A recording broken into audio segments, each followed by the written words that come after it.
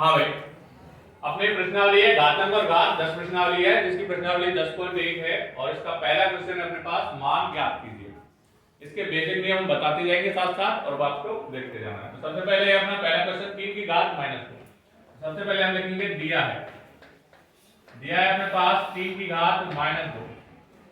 तो अपना पहला नियम यह है कि जो घात है वो कभी ऋणात्मक नहीं होनी चाहिए, उस ऋणात्मक घात को हमें धनात्मक बनाना होता है। तो यहाँ देखिए आधार जो है वो ये संख्या है 3 और इसकी घात है -2। ये जो नीचे जो संख्या होती है वो होती है आधार और इसके ऊपर जो छोटी सी लिखी रहती है वो होती है घात या घातांक। तो सबसे पहले हमें क्या करना है, इसको इसके बटे में हम लिख लेंगे 1, क्योंकि हम किसी भी संख्या के बटे में 1 लिख सकते हैं, क्योंकि 1 का बटे 1 का मतलब 1 का भाग देना और 1 का भाग देने पर संख्या में कोई प्रभाव नहीं पड़ता, कोई फर्क नहीं।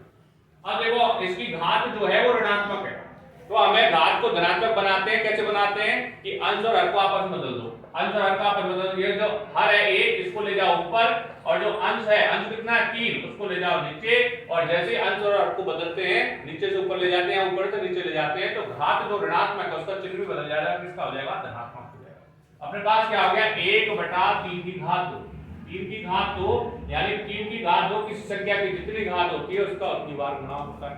3 की घात 2 का मतलब है 3 गुणा 3 और आपको पता है 3 गुणा 3 होता है 9, जो कि अपना आंसर हो जाता है। अब इसका अगला क्वेश्चन देखते हैं। सबसे पहले वही करेंगे, दिया है -4 की घात -2। अब इसके बटे में कुछ नहीं है, घात ऋणात्मक है तो इसके पहले तो बटे में 1 कर लो, बटे में 1 कर लो। अब इसकी घात ऋणात्मक है -2, इसको धनात्मक बनाने के लिए क्या करेंगे, नीचे वाले को ऊपर, ऊपर वाले को नीचे, यानी अंश और हर को आपस में बदल देंगे। यानी 1 तो जाएगा ऊपर और -4 जो है वो ऊपर से नीचे आ जाएगा और इसकी घात जो ऋणात्मक थी वो हो जाएगी धनात्मक। अब देखो किसी संख्या की जितनी घात उसका उतनी बार गुणा, तो 1 तो ऊपर है, नीचे -4 की घात 2 है, तो इसका मतलब -4 गुणा -4 गुणा कर लीजिए 1/4 चौका 16 और माइनस गुणा माइनस करते समान चिन्हों का गुणा करने पर प्लस आता है, इसका आंसर आ जाएगा 1/16। अब देखिए अगला क्वेश्चन है अपने पास सॉल्यूशन। तो इसमें दिया है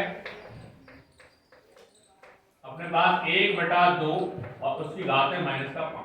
अब इसके बटे में पहले से ही 2 है तो जबरदस्ती 1 नहीं करना, जिसके पहले से ही बटे में है उसमें आपको बटे 1 नहीं करना, जिसके बटे में नहीं है, जैसे पहले और दूसरे क्वेश्चन में बटे में नहीं था तब हमने 1 किया था, यहाँ पहले से क्या है बटे में है, तो हमें केवल और केवल इसको धनात्मक बनाने के लिए क्या करना पड़ेगा, नीचे वाली को ऊपर, ऊपर वाली को नीचे, यानी 2/1 कर देंगे और जैसे अंश और हर को बदला तो जो घात ऋणात्मक थी वो कैसी हो जाएगी धनात्मक। अब इसका मतलब क्या हुआ, 2/1 का मतलब क्या हुआ कि 2 में भाग दिया 1 का और 1 का भाग 2 में दोगे कितना आएगा 2 और उसकी घात कितनी है 5 और 2 की घात 5 का मतलब क्या हुआ, 2 का कितनी बार गुणा 5 बार, 1 2 3 4 5 5 बार गुणा करो, 2 दूना 4 4 दूना 8 8 दूना 16 16 दूना 32 32 इसका जो है वो फाइनल आंसर आ जाएगा।